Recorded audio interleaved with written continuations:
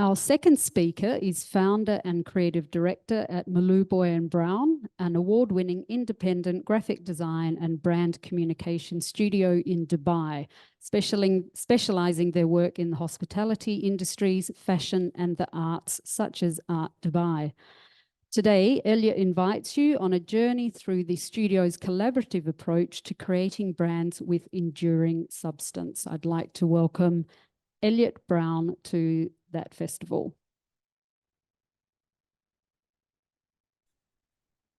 Good morning, everybody. Can everybody see me, hear me all okay? We certainly can. Thank you, Elliott. I'm just trying to get the screen sharing up, but I don't think I've got the permission just yet. No problem. All good. All right.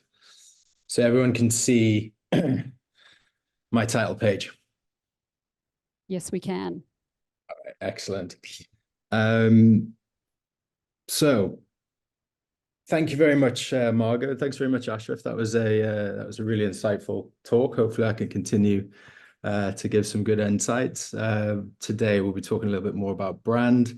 But firstly, just wanted to say thank you for Middlesex University to having me along today. Real sort of pleasure and honor to be a part of that design festival. Gutted I can't be there in person to have done this. I always find the energy in these types of things is better to be able to be in a room and sort of feed off of what's happening there and then. But we will try through video screens to keep it entertaining and good. So I'll get going. So who am I? I'm Elliott. I am a designer first and foremost. I think for most of you might find that to friends and family that means they believe we can draw, but I always try to add a little bit more meat on the bones around that to let them know that we are explorers, discovering new opportunities and ideas and ways to approach projects. We are thinkers first and foremost.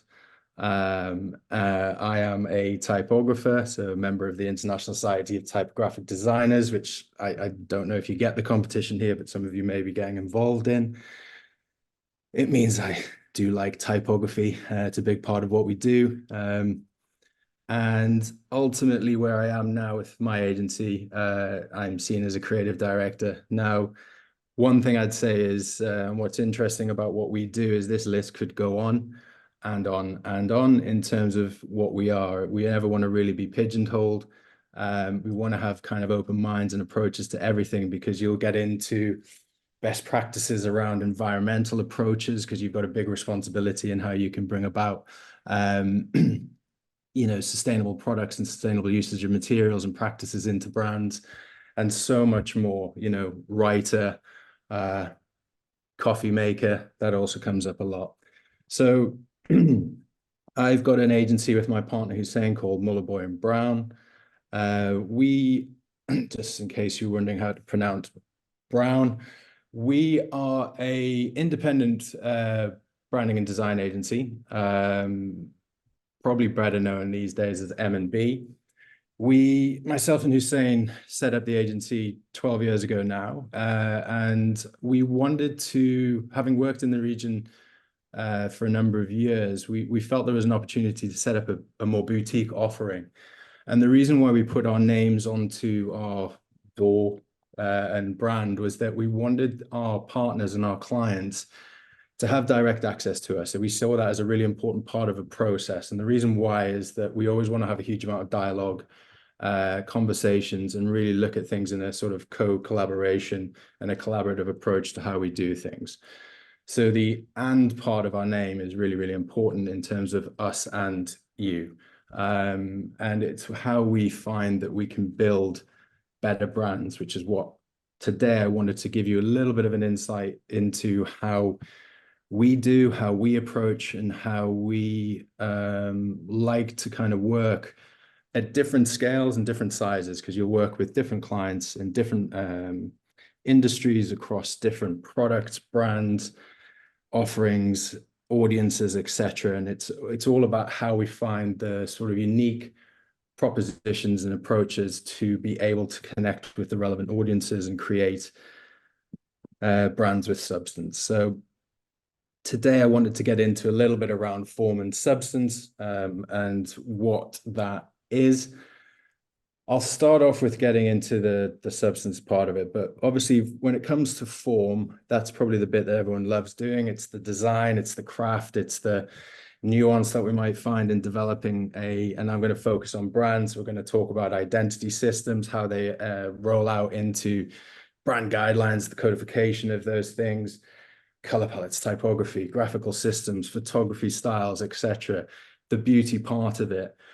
But one of the things I wanted to sort of make sure that we connected with you guys today around is that substance is the key component that allows the craft to really kind of sing. And when I'm talking about substance, I'm really sort of talking about our foundational building blocks.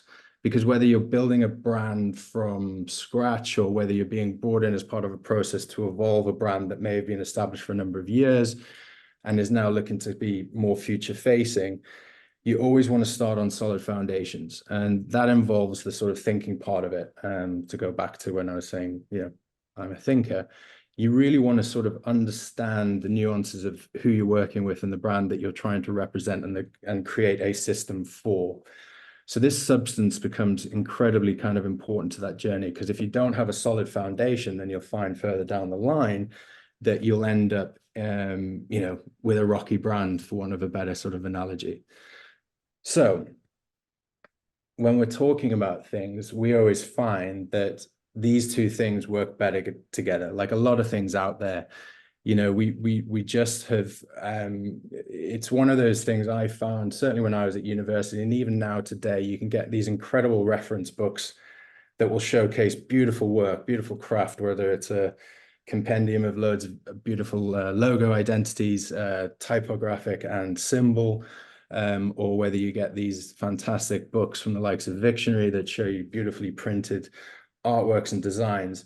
But often what those books don't necessarily get into too much detail around is how and why that is the outcome for a particular project. And so that substance part of it often just sort of gets overlooked because pretty pictures make for a better book ultimately. Now, there are great books out there, a number of which, that will give you kind of really great insights and understandings of the strategic thinking part of it. And what we want to do is always think about how they work better together, so that we're not always sort of focused into the individual. We're looking at how we can kind of connect these and really utilizing the strategy to better inform the creative approach that we might do. And that will feed into why you research a particular territory, etc. So to try and kind of help connect that, I've used some of the biggest brands out there, but if you imagine Nike didn't just do it, and McDonald's, you weren't loving it, and Apple didn't think differently, you end up with a place where powerful brands, the reason why they resonate, the reason why they connect is because they have substance. And that across just those three sort of samples there, with the sports technology that Nike bring into it, making each person an individual as an athlete, it's just there. And that's lasted for decades now since they've been going. And it's still to this day as strong as it was then. With Apple, it just inspires all of their technology and really came down from that sort of leadership level. And I'm loving it. Elliott, sorry, just to interrupt. Have you moved your slides forward? Oh yeah, I have many. Oh yeah, it's not moving on the screen. Sorry. Okay, that's upsetting. I will go back then. So none of these... we missed a lot. You can give us a summary in 5 minutes and then catch up. Yeah, no worries. Okay, sorry. So okay, thank you. Sorry about that, Elliott. Thanks. Apologies for that. I thought my slides were moving. I'm Elliott, designer, thinker, explorer, typographer, creative director, agency Moloobhoy Brown, as I've sort of said. Okay. M&B for short, much easier to kind of remember. purpose of today's talk is to talk about form and substance. And as I mentioned, form usually is the focus around the sort of craft and design aspect of it. But I want to sort of talk about a little bit today is the substance part of it up front, just how we can get some really kind of key insights and learnings around whatever it is, the brand that you're working on, and taking those forward into your thinking around the craft side of it and the design execution side of it and how that sort of step process works. Reason being is that these two things work better together, like a lot of things that we know and understand out there. And for us, we've just found as our process and our journey over the last 12 years of having MB, and even in my career, you know, strategy is one of those things that just continues to evolve, improve, and better as you know, the world goes on, and there's a better understanding of it, and there's a better understanding both sides of it, because it can be a really kind of complex thing, and it can become quite convoluted and difficult if not kind of handled in the right way. And what we always try to do with us at M&B is really try to simplify down the nuts and bolts to allow for a better connection and a better understanding around what that means. So like I was saying, you know, massive brands out there have this huge amount of substance that works with it. So if Nike didn't have Just Do It, and McDonald's wasn't loving it, and Apple weren't thinking differently, then you know, these brands might not resonate as well with you as an audience, and be the billion-dollar multi-conglomerates that they are. So powerful brands have substance. I think that's me caught back up now. Apologies. So moving into the next phase of it. So how do we build brands better? Now this is a couple of just key insights that we found work for us. The approaches will be varied. You will find that certain aspects of this you can tinker tailor to whatever you want to do and however you feel best to approach it. But the big thing about this is to really look at it as a collaborative approach and a collaborative way of working with the people that you're doing it for, and working with the people that you may do it with. Now, at this stage, you'll be working as kind of potentially individuals, but you'll have team dynamics that you work with in the university setup as well. So how do we get there? So today, I'm just going to very quickly kind of go through the idea of, you want to start off with the sort of discovery and investigation phase. We then move into the sort of defining and understanding of the brand. And then we take that through into the create stage. So when we're in the discovery stage, this is the interesting part to really get a better understanding of what it is that you are looking to do. And starting off at the very top, it begins with the brief.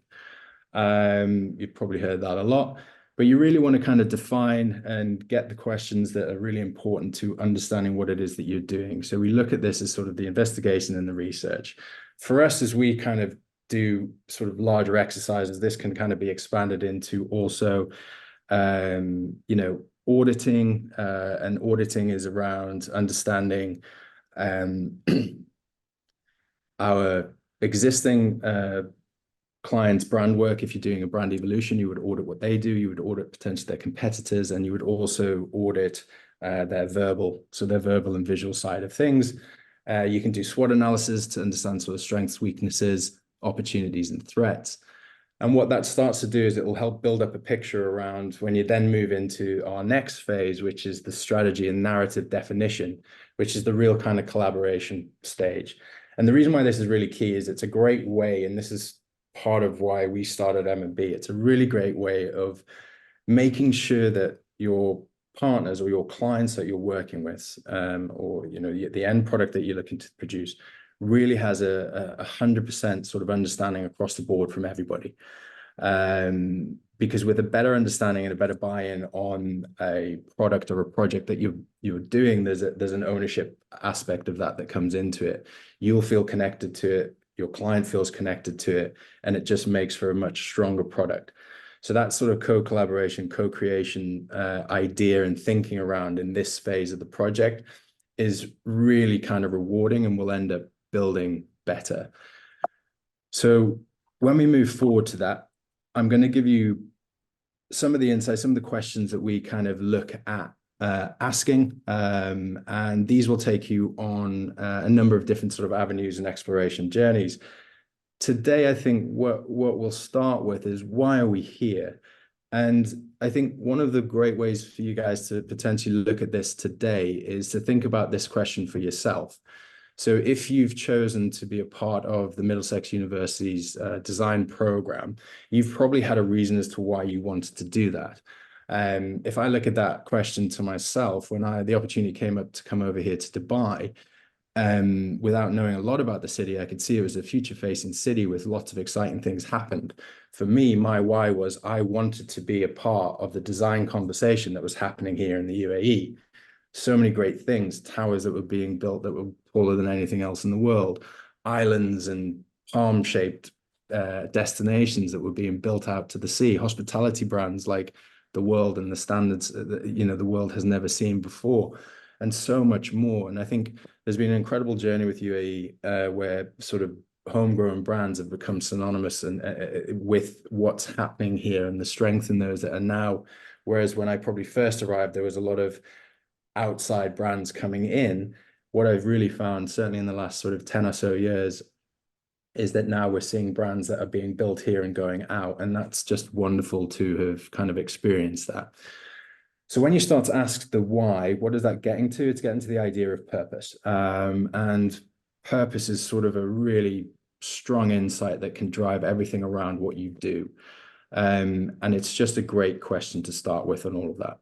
Now, when we move in forward from there, what kind of can feed into that is you want to start to understand more around the why.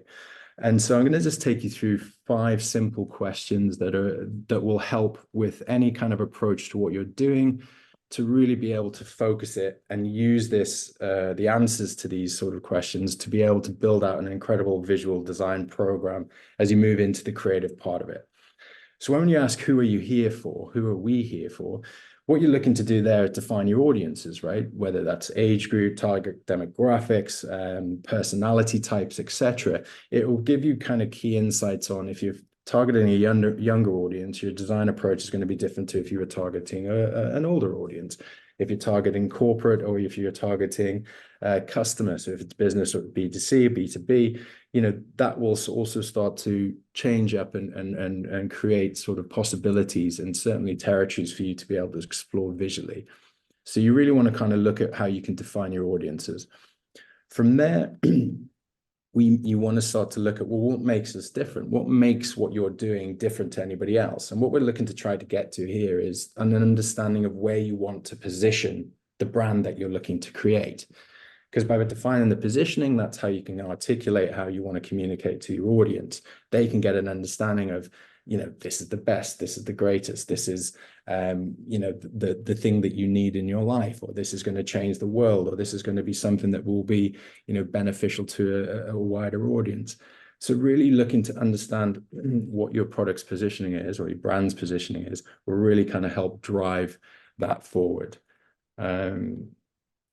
Next, we've got, what do we do and how we do it? Now, these are just really the nuts and bolts, the sort of functional and process-driven understandings of, you know, what it is that you do, what it is that you create, what it is that your, you know, this brand might do. So very kind of much in the sort of functions and process aspect of it.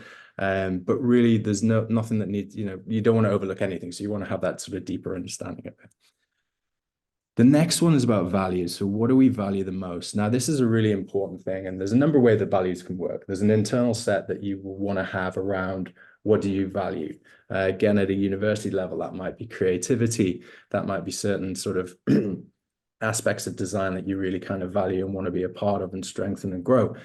But then also you want to look at how those values can connect with your audiences, so that your audience, which you've sort of looked to define up in the who we are here for part of this, your value section will start to help you connect with that audience, right? So if you value, it allows brands to be able to connect with the audiences by seeing what it is that they value. And that could be something that's a reflection point in their daily lives, and something that they say that, you know, well, that's something I care about. That's something that I would value in what I do on a daily basis, or what I want to have part of my life. And it will be a conscious decision that you guys will have through any brand or product that you interact with and buy with. You'll like it for certain reasons. And usually that can come down to not only the sort of positioning and the functional aspect of it, but also because that brand has values that you connect with and resonate with you and how you want to approach things. And then finally, we want to get into, if we take the answers to those questions, we're built around the idea of purpose. It's what's your personality? And what we're looking to create then is that all of these questions will be quite functional in approach in terms of answers, but you then need to find the personality or define the personality for the brand that will help you then create articulations and your voice back out into the market. So here we're looking at how we can create a tone of voice. So understanding your sort of behavior, your character, always kind of helpful to look at that and think about that. If you were a person, what type of person would you want to be? If it was a car, what type of car would it be? If it was a material, what type of material would it be? And so on and so forth. So it's really trying to create visual cues and connections into building out a verbal understanding of who you will be and how you will approach everything that you look to do within the brand itself. So this is sort of a really helpful, just a top line. There's so many different nuances and sort of intricacies that come about through some of these questions that will lead you on to different ways. And this is quite a detailed sort of approach. But I think they're really good, insightful questions that if you ask these at the start of any project, your outcome is guaranteed to be better. Because what you will then want to use is when we move into craft and design is you'll want to use all of those answers, all of that framework to utilize that as a lens into a better understanding of the approach that you're going to do. Because once you start to create the subjectivity around that creativity, of whether that is that good? Well, you're not then judging it off of just alone, does it look good? You're also judging off it, does it fit the purpose of what we've just defined? Does this say that this is what we wanted it to say as part of our now understanding of who we are, what our audience is, what our brand positioning is, and where we want to take this brand? So it's really kind of, this is where now I'm going to sort of take you through some of our studio work that will hopefully help to add pictures to the words and really see how we've taken the format of the strategic thinking and then imbued that into how we've defined a creative approach. So I've got three directions or three creative works that we've done that I'm just going to take you through the sort of journey that we went on with each one to show you how that substance idea connects into the form, the output that we've created. Now, the first one I'm going to start with is for an F&B brand we helped define called Ida Bakery and Bistro. The client was Leopard Pots, and they are a independent sort of F&B creation agency that are based out of Fujairah. They are wanting to create unique F&B concepts that are rooted in the sort of culture of the UAE, specifically Fujairah. And they want it to be a celebration of food going out into the wider region and eventually long-term into the world. They see that there's a huge opportunity to do that. And so that's a really sort of powerful message that inspires all of the brands that they create. Ida is one of those. We've also helped work with them on a coffee brand called Nazla, and we're just currently about to launch another one called Scratch. And each of those is a celebration of the sort of locality where they come from as a brand. But what I'm going to do today is I'm going to focus into the journey of one of those that we had and just start off with where we were approached. The team that we work with, who are absolutely fantastic and lovely people, and we sort of really appreciate the collaborative approach that we've had with the project. They had approached us. They had developed the interior design. They had developed the concept around what they wanted to do. And it starts off at the heart of it. It was a bakery creating beautiful breads and beautiful delicacies, cakes, pastries, etc. And they had started work with the interior design agency, and the interior design agency, great at what they do. They had crafted the logo that you currently see on our screens right now. The client knew, the project team felt that there was something amiss. There was something that wasn't quite working or wasn't strong enough for what they wanted the message to be around this brand. It's very sort of easy for us and as creatives to sort of look at other people's work and sort of be judgmental of it, but you don't really want to kind of do it in that way. We want to be objective. We want to understand, well, why wasn't this working? What are the reasons for? And one of the first things that we've discovered with the team was that they hadn't done really any definition around all of the questions that we've just sort of gone through. So our first port of call was to sit with the team, do these collaborative workshops, and really sort of get to the nuts and bolts around what was Ida Bakery. And as you can see here, it was Ida Bakery, and it became Ida Bakery and Bistro because it was more than a bakery. It was a place to hang out. It was a place to connect. It was a place that was meant to be a home from home, that created a sort of home cooked foods that you could enjoy as a space and a place to just enjoy outside of your own, your own home. So where that took us is what we wanted to do is define what the brand's purpose was. And theirs was to be artisans of wholesome quality food, transforming everyday, so normal dishes, into the sensational. Now that insight gave us a really good drive to then kind of create a set of core values for them that really fed into what it was they were doing. So we were talking about them being having sensational, or valuing sensational spirit, genuine freshness, and that's not only in their approach to food and the innovation that they bring within that, but it was also their approach to how their team and staff worked with, welcoming guests and welcoming customers into the environment, and then naturally authentic. So again, that tied into not only the recipes that they were naturally authentic from being from the region, but also just the products, the ingredients and everything that they would use, and creating all of these sort of wonderful things from scratch, and how that would play into the overall menu. So that led us to this sort of defining positioning of everyday sensational. And that is that they were defining and creating incredible dishes and incredible breads and incredible food for people to come and connect around and enjoy. Now, once we then had that in place, we haven't started anything creative by this point. Everything's sort of been verbal, conversational, and really get into the crux of what the brand stands for. What came about through that is this idea of the bread being one of their hero products. And so that led us down a route that really kind of defined, and obviously you'll go through a number of different explorations when it comes to creative execution. And, we usually end as a process in our studio through research and understanding what's out there. You want to make sure you're obviously creating things that are different, that stand alone, that stand out against any of the crowd.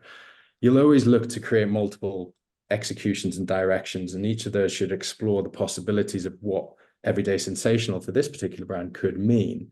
And it's really important to do that exploration, so that then you can come in with viable options that work, that are focused into that objective understanding of who the brand is and what it stands for.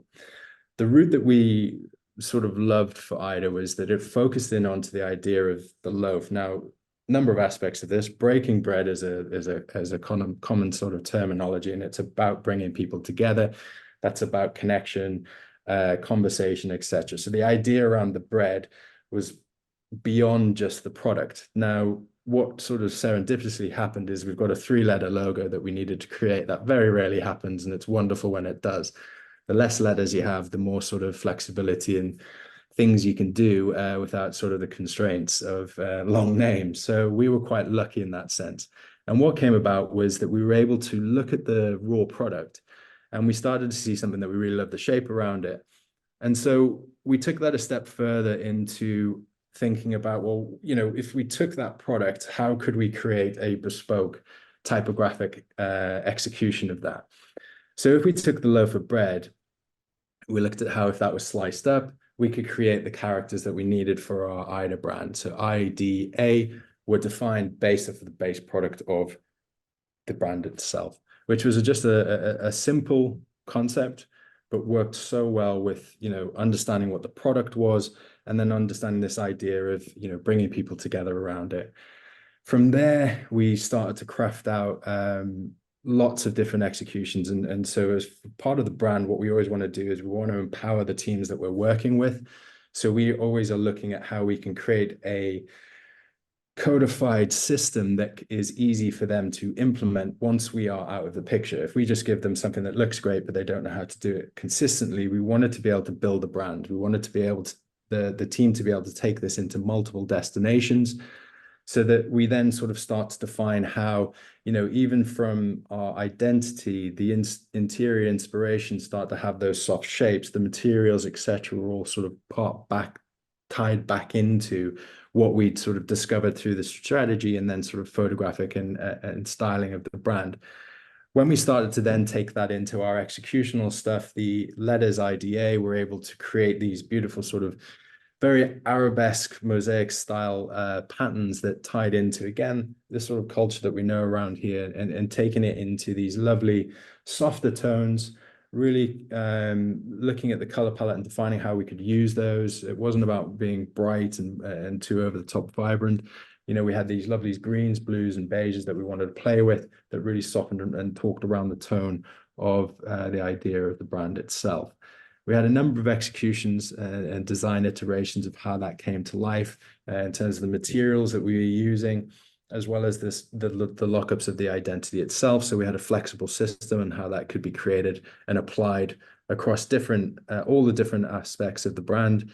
For the packaging, we wanted to create, the idea of everyday sensational. It feels like something that should be quite special. So when it came to the packaging, we had this lovely idea of it being like a gift, a present, something that was beautiful and then it could open. So obviously these packages kind of open up flat and then would allow whatever cake, treats, etc. inside just to be sort of ta-da, and create that sort of real connection to further enjoyment around what it is that, customers could expect to take home. We even then, when we take that into the digital experience, how does it come to life? So we needed to create something that had much more of a connection to the raw product, to show the expertise, the level that was going into the innovation that the team were utilizing on a daily basis in the creation of the products that they created. And even to the language that we use into the site was tied back to all of the thinking and the tonality that we wanted this to have, so that there was an ability for the audience to see the value in what it was they were putting out and what it was they were doing. So from the photography style to the use of the color, and then even to how they talk, was all key components that were built from that substance understanding that then comes into our form execution. And even further into the two destinations that they've got across both Fujairah and in Dubai. And again, just the tonality, the colors, the products, the handmade sort of quality of that coming into play. So Ida was one of those brands that, if we go back to where we were approached, there was an understanding that it was lacking something. What could we do? We set about defining what that was, and then we looked at how we could execute that into a sort of beautifully articulated visual and verbal brand that then would work across multiple touch points, both as an interior design, styling, whether utilizing the system and shapes from the brand, or even into the sort of digital experience across both website and social media.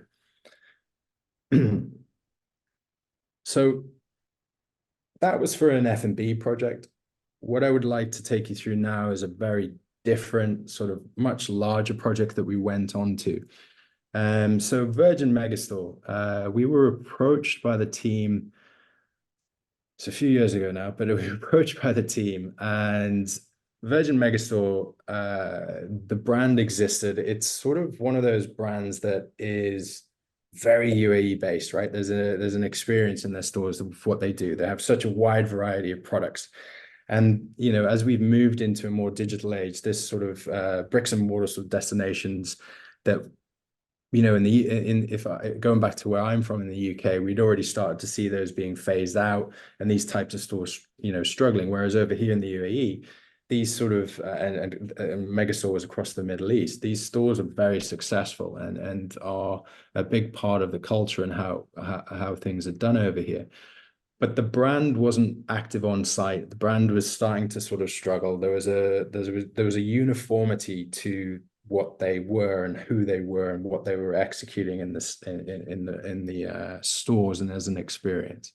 So when we were brought in, the first thing we did was we did a visual and verbal audit. We visited all of their stores. We understood how were things working in the store? What was the customer experience? Was it the same at all of them, or did it differ across different destinations, different locations?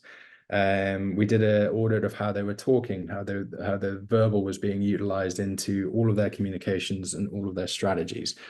And we wanted to understand, what potentially wasn't lacking, what wasn't working, and where we could improve it, because what we wanted to do was build a better mega store brand. So where that started was, our kind of key insight for this was delivering entertainment like no other, which is a really kind of powerful sentiment. And there wasn't anybody else here in this region that was doing anything that was similar to the Virgin offering. And this had a real kind of energy to it. And one of the kind of key components of this as a project that we immediately were sort of made aware of was that the reason it's called Virgin is it ties all the way back to Mr. Richard Branson. He is an amazing entrepreneur and has been from a very young age to right now. That energy, that entrepreneurial spirit is across everything that he does and everything that is attached with the Virgin name. Hence the reason the Virgin, which is, I believe, a biro sketch of the name on a handkerchief that still lasts to this day, is on everything. And so that entrepreneurial spirit and that energy is something that's so different to a lot of brands out there. They never want to conform. They always want to sort of be different. So we immediately knew that once we got into this with the brand, their values and their understanding of who they were was going to be so different to, and have such a sort of bigger energy and a bigger output, that we knew that once we kind of got into that, how could we understand that, and how can that connect to the audience, and how can that connect to the leader of the brand in Mr. Branson? So we defined those around these core 6. So it was insatiable curiosity, heartfelt service, delightfully surprising, red hot, obviously, that's the color, smart disruption, and straight up. This talked about how they were to behave. So we got into behavioral stuff. It was about the tone of voice. It was about sort of execution. It was about understanding. So when we kind of got into it with the brand, it was more than words. We wanted to sort of visualize to help with the articulation of this. And these kind of mood boards became key components to the brand guide, the wider brand guidelines that we created for this, because we needed to take this around. How could we improve not only the verbal aspect of the brand and the strategic thinking behind the brand, but then taking that forward into a hugely flexible system because of the amount that this brand does and offers. And that was something that was really sort of fun to develop, workshops with the teams, meeting all the different levels of, the up top chaps, the CEOs, etc., and down to the teams that were on the shop floors, and working with them to understand really the personality that we wanted to define. So this really sort of fed into a wider understanding of a much kind of larger take of the entirety of the brand. And what that sort of led to, and what we immediately felt, was where the brand was, in this sense, felt really kind of confined and a little bit too controlled. So the first recommendation we did was we break it out, right? We weren't able to obviously change Virgin. If you look very closely, we very minorly got to change Megastore.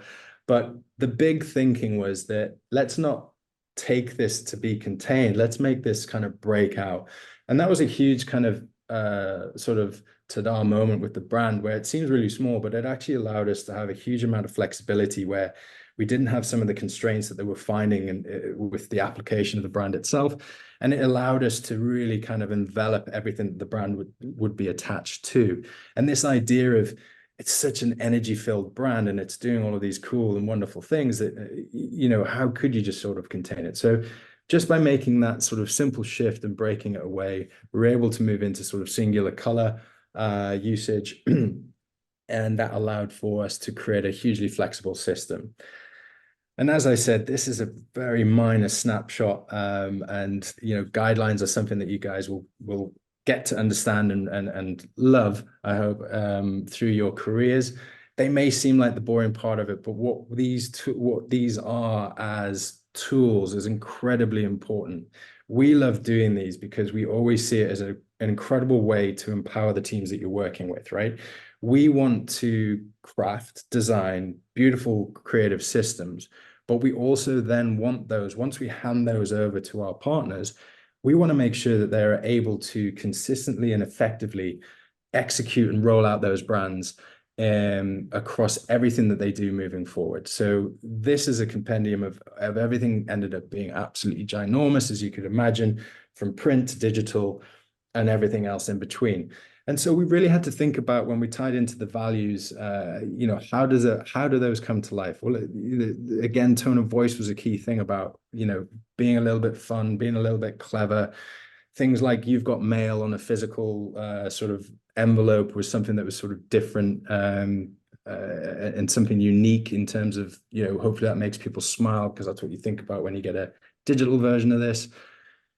The bag. So I talked a little bit about this up front, whereas when my slides weren't changing, so maybe it didn't go in. But I was talking about, when you are talking about what it is that you do, you have the power in your consideration, your conscious, when working on a brand, to affect real world change. And when we were working on a brand like this, it would have been sort of remiss for us to say, hey, let's just do plastic bags.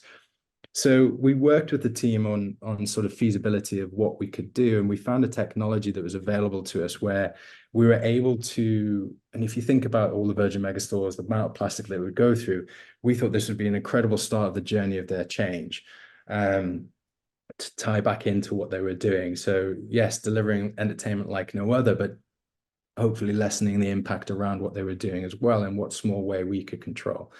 So things like "this bag is a hero, it's only natural," that came about because we were able to source and find a material and work with the sort of technology that was out at the time that was quite groundbreaking. And it was a plant-based, completely 100% biodegradable bag. So whatever happened to this, it worked for purpose. And then if it was to be thrown away, it would break down.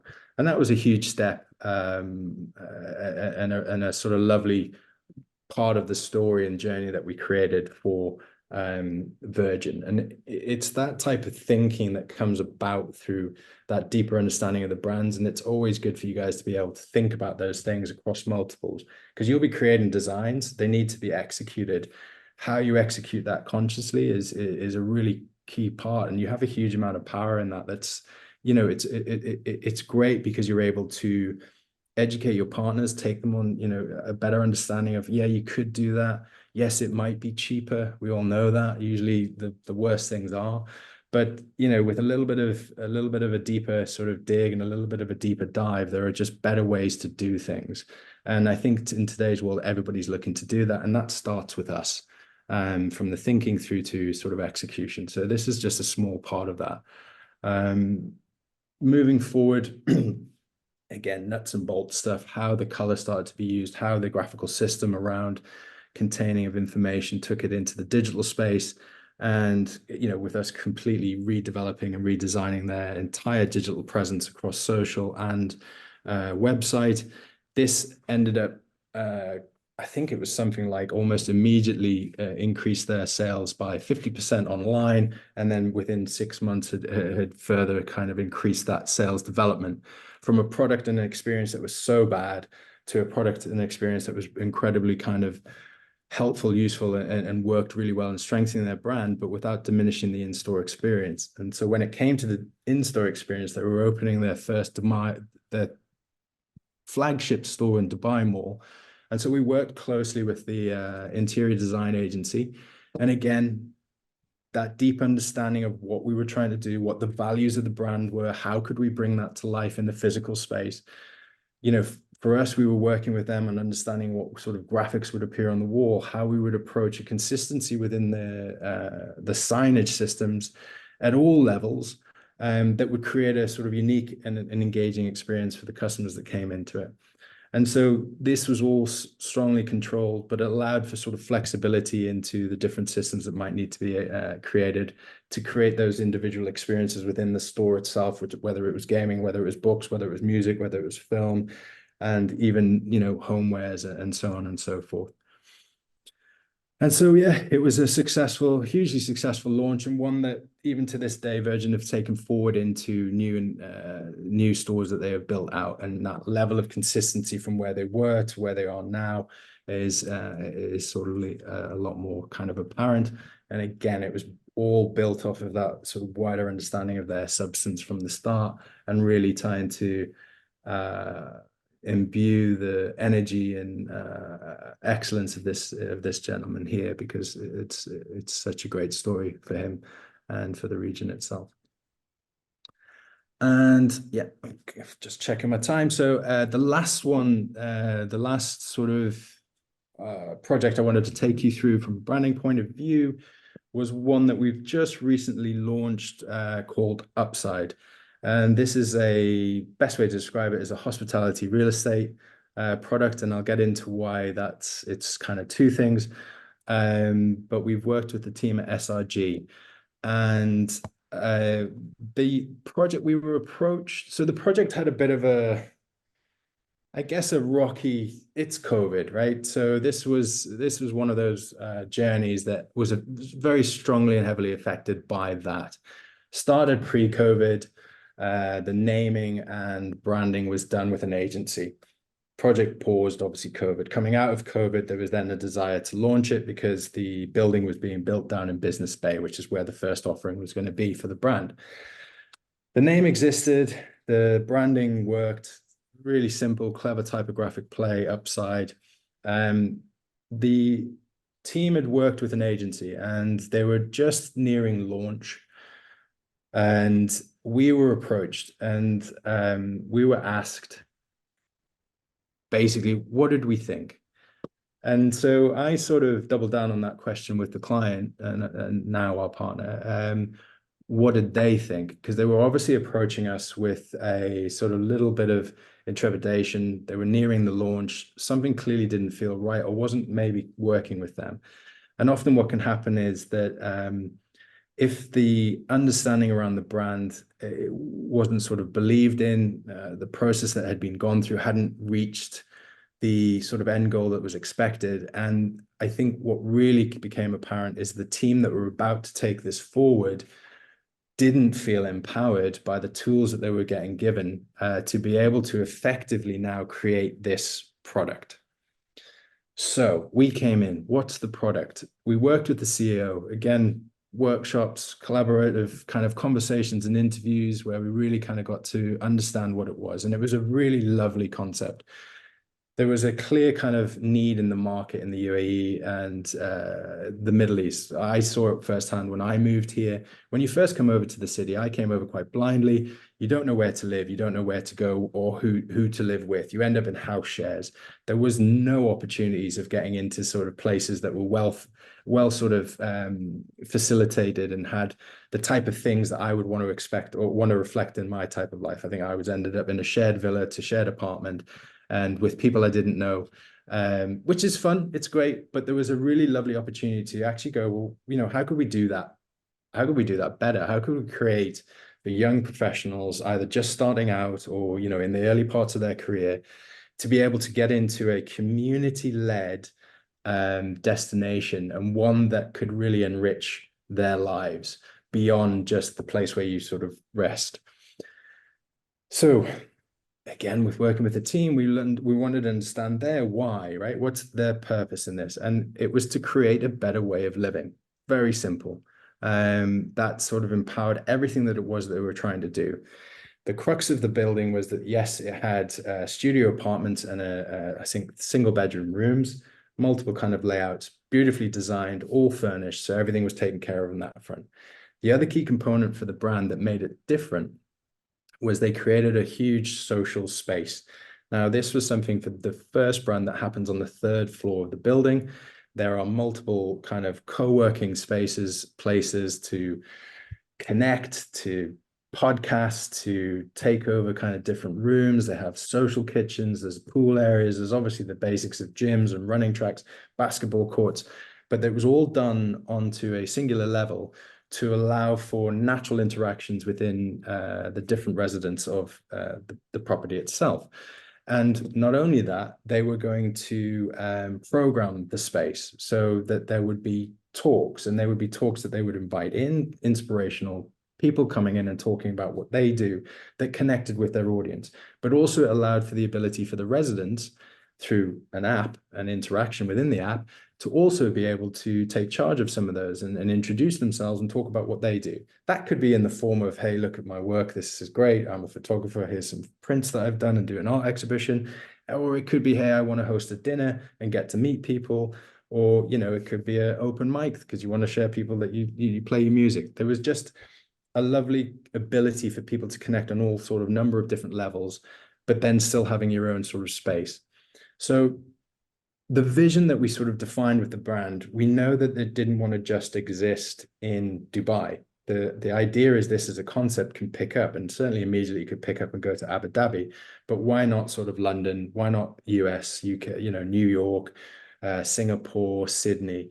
So by creating a better way of living, it was to lead the way in creating better lifestyles and community wherever we call home. And the idea was that because they've called it home, and that might be London or New York, the whole kind of community aspect is there in this self-purpose, self-built destination.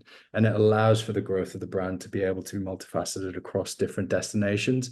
And each destination would be an embodiment of what the city is about. We want it to absorb the locale, right? We want it to be representative of who's here and why.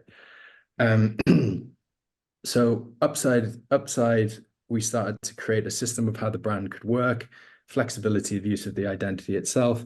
And we tied into the positioning idea of living upgraded. Very, very simple, taking it away from those shared sort of accommodation experiences that I sort of understood and had as I sort of moved over here, and into what it was about, which is taking this and elevating it as an experience because of the offering and because of what would be there and available to the guests. We defined another set of key kind of insights around the values, what are the brand value, and what, you know, what very importantly could you as a community member and a person that would live at Upside gain from that. So there was natural curiosity, refreshing authenticity, genuine connection, which is what the brand was all about, kind of creating these opportunities for that, and real care, wanting to create a destination safe place for people to be able to grow and develop as, you know, in their personal and professional lives as well. What then came about was we really kind of had to focus on the tools that we needed to create to empower the teams that would be rolling this out, from typographic systems to logo usage to everything, social media, color, etc. So guidelines were a key output for this as well. And one that we're still working with the team. Part of that was the photography style. So you can start to see some of the uniqueness of the destination. So this would be some of the areas and spaces that you have to interact with. And then obviously these are some of the rooms and the fit outs that you get and can expect with living in the spaces, which are incredible and great views over sort of downtown. Taking that forwards, you know, this sort of started to come into the, you know, the tonality and the language that we were utilizing, you know, engaging designs and layouts, nothing too static, everything in a contemporary style that was reflective of the space that we were. What does living upgraded mean? It's stay, socialize, co-work, connect, eat. The namings of the different places, the hangout, the social kitchen, they were all about connecting and creating moments that the community could be a part of and be in and take ownership of in a simple sense. Obviously, we took that across different systems, different executions of design, etc. And lastly, more importantly, into then also the sort of visual communication. The color systems were used really simply. We had a color that was for if you stayed and at the location, and there was the side of it that was all about the living, so the engagement, the excitement, etc. And just how the typography came into play for that, for them to be able to communicate in a consistent visual sense, both across photography, typography, and design. And then the design was a reflection, again, working with the sort of interior design, how the space came about was really kind of important to be able to be open, welcoming, and there for all to sort of enjoy and experience. And even down to fun things like, you know, when it came to room door hangers, probably one of the most basic things we could do as a service residence or a hospitality residence, but you've got good things happening. So cleaning was in progress, and busy dreaming was the do not disturb, which was just a, you know, a simple sort of twist. So I think I've done it in the time. So that would be the journey and the form and substance journey that I wanted to take you guys on to today. I hope that was insightful, but thank you very much for your time.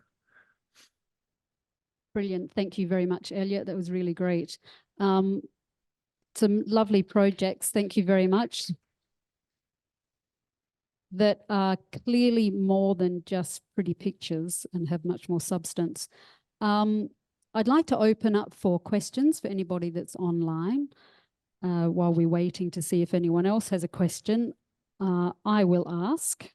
I'm just wondering about what your actual process is to get these unique insights. So how many are in a team? What sort of brainstorming do you do? What is that process? How much time you spend on, for example, just getting one of those projects complete?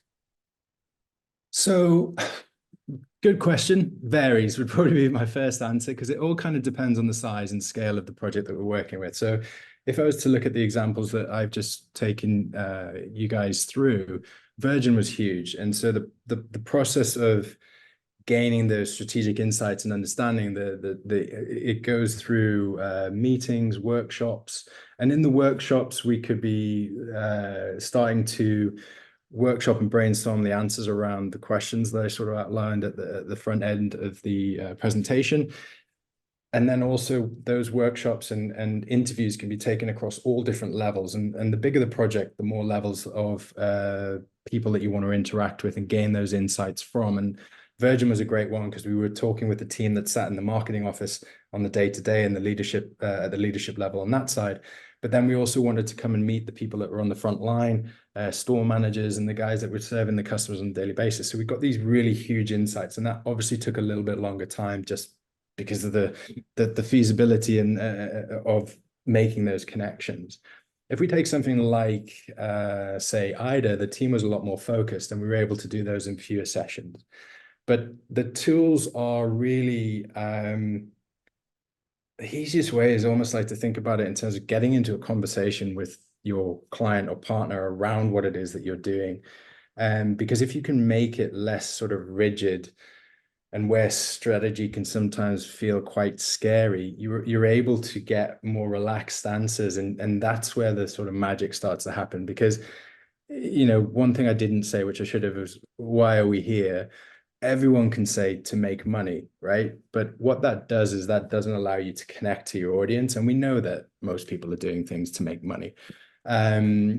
But what you want to do is get levels below the surface of that and really kind of get to what the magic point of difference is. So it kind of depends on the scale of the project and the interaction of how many people you need to do. But it can be a couple of weeks to, it could be, you know, a couple of months. Yeah, I mean, I'm sure most students would agree, well, or most teachers would agree, that students have trouble getting beyond that first level of inspiration. So, you know, to really get to those interesting concepts, how would you suggest they proceed with that? So I think that comes down to, again, it is asking those kind of key questions, and through the answers that you get, utilizing those. And I sort of touched on this, where you want to utilize the answers to those as a lens. And what I mean by that is it allows you to focus. So if we start with a blank piece of paper with no real insight onto something, where do you start, right? It's really difficult to create a focus set. Now, if we were to use it as a search tool, for instance, what would you put into Google if you've got nothing down in front of you? So once you start to get the ideas and the you know, the things that are important to the brand, and you understand who it is that your audiences are, you start to create a framework of focusing those searches and focusing that investigation and exploration that you would naturally go through. And that's where those insights would come about for you to be able to focus then the creative, right? So if you know that the brand is going to have a focus on being environmentally friendly, you already know that you're probably going to be in a zone of what materials you're going to look at, what type of colors you're going to look at. If it's a luxury brand and fashion, you're going to start down into that area, and you're going to be looking into those types of zones and how brands are executing in those sorts of areas. Because there's territories and worlds that all of these things live into. And what you want to try and do is, by understanding a little bit of the substance of the brand, it will allow you to focus into those worlds and create those sort of discoveries that will help trigger ideas, thoughts, etc. Yeah, I think it comes down to immersion in those products.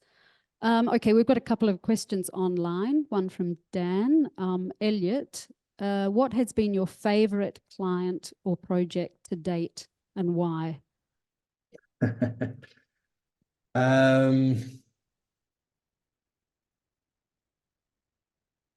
Okay, yeah, I do. Yeah, I have an answer for that. So it was when we started up Moloobhoy Brown, we were resting our reputations on the agencies that we'd been at before. I'd been at Fitch and Hussein had been at Saatchi's.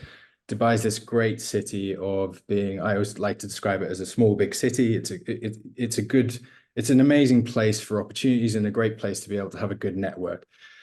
That network came into effect for us when we started up. All our friends wanted to help us out. What could we do? How could we help them? And so we were approached by a very good friend of mine who at the time was working at, I think it was Better Homes. And they asked if we could come in and help them with a new brand, new F&B brands that the partners were looking to get into as an investment. And that brand was called Tocado. The reason why this is probably one of my favorite projects is that when we were first approached to help, it was typical, can you just make this logo better? And myself and Hussein, we got back to the studio. They had a logo that looked a little bit like the best way to describe it would be like a USA number plate and a red line around it and the typography set. And it was one of those key kind of moments where we made a conscious decision to say, well, yeah, we could, of course, yeah, we can make the logo better. And what we did was we went, well, what if we didn't do that? What if we said we can make the brand better? And I know this is tying into what we're saying, but we took the opportunity to create a framework around how we could take this brand and understanding what it is that they wanted to do and create something that would be better. So Tocado became Tocado Mexican Kitchen. The Mexican kitchen took it into our brand positioning, which was a real taste of Mexico. That led to design of their stores. So we took it from improving a logo to the entire system that you still see to this day. That went from one store, I think the first one was in Mall of the Emirates, to multi-destinations now across the UAE.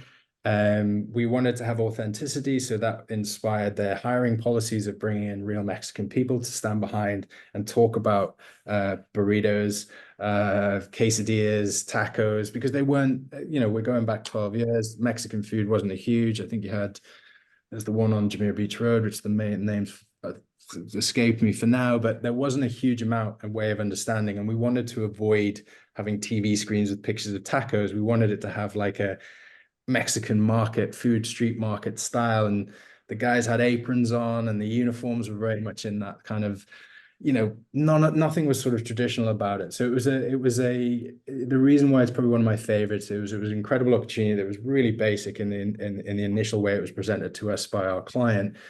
And then it became so much more and a sort of wonderful brand journey, sort of success story. Fantastic example. Thanks, Elliott. I have another question, this time from Gaz.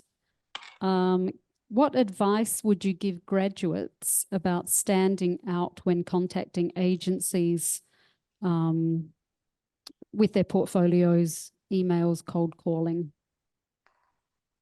Good. I like this. So I'm always kind of, I would say is that from the agency side, I'm actually quite tough on this.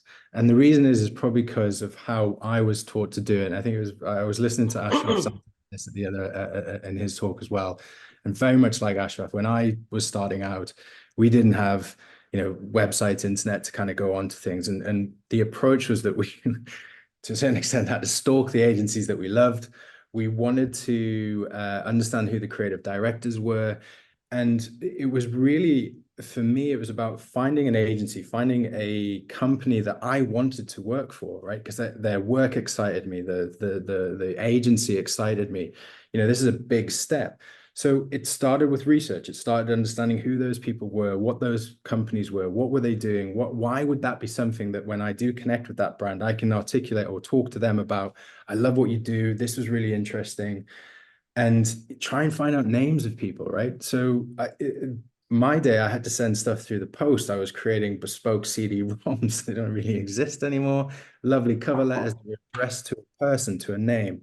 One of my sort of biggest bugbears, and I think the biggest advice I could give to the students that are coming out is just dig a little deeper companies and make a conscious decision of who you are applying to. Make sure it's a company that you really want to be a part of, because that value is going to be really easily seen when it comes to an interview process. So don't send emails like "to whom it may concern" or, "hey team."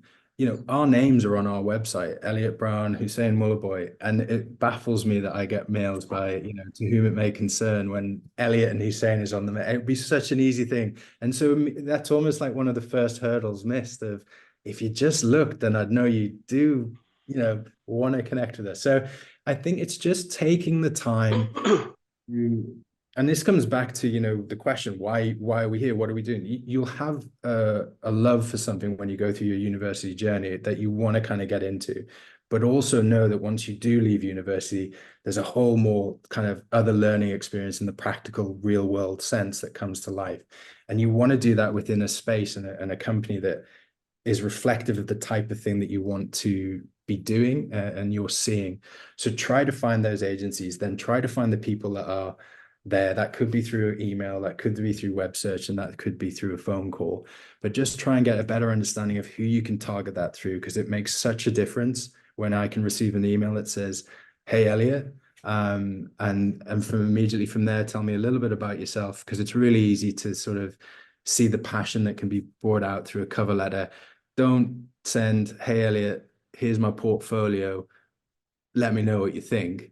We want to start creating connections, and we love what we do. We're passionate people. We want to have fun, and we want that person that's going to come into, certainly our team, which is a small one, to bring that energy and that sort of, that sort of unique approach and that uniqueness about them. So let a little bit of that come out in how you talk about yourself when you're trying to connect with an agency. Thanks, Elliott. That's so important to advise students to just dig a little deeper, and it's about getting those details correct, isn't it? So you can approach personally. You just said, to write to you and say, "Hey, Elliott." So as far as writing an email or a cover letter, are you quite happy to receive something that's quite informal? Yeah, I'd love it to be more, but I think I've got to be realistic about the world that we live in, right? Those things are there. I think, again, if I go, my experience of trying to hunt for jobs was based off of, doing that research and then finding out who the people were, and we had to send things through mail, physical mail, and then it was about, well, what could I create that would be received at the other end, that would get beyond the team at the front desk and get put onto that creative director's desk. So if there are things that you can do, great. But the practical sense in the world that we live in today, it is a digital space. It's super acceptable to be sent design portfolios and CVs. I think the one thing I'd say is always just try not to be formulaic about those. There's some great examples of things that you can see, and, oh, we do this, we get, we get CVs that have your scale level of how good you are in Photoshop, InDesign, and so on and so forth. They don't necessarily translate. We want to see work. And I think what I want to see when we see work is we want to make sure that you're able to talk me through the concept. So think a little bit about that as well when putting together your portfolio. It's not just about the pretty pictures, because I want to see the substance. I want to understand the thinking that got you to the pretty picture, the form. It's a really nice thing to allow me to understand what capability you could bring into my team and how that thinking is there and the way that we want you to think. Excellent. Again, it's always good to have the people out in industry reaffirming what we actually say in classes. So thank you very much for that. We've run out of time, but Elliott, if you don't mind, can you see the questions or the Q&A tab? Yep. There's one question from Musab. I was wondering if you would mind replying to him offline, because we need to now break for lunch. Of course, yeah, no problems at all. I'll have a look at Musab's question, and I can answer that in the chat, that would be great. Thank you very much. All right, so that is the end of this morning's session. We will now be taking a short break for lunch, and we'll resume at 1:30 for the next speaker. Thank you very much.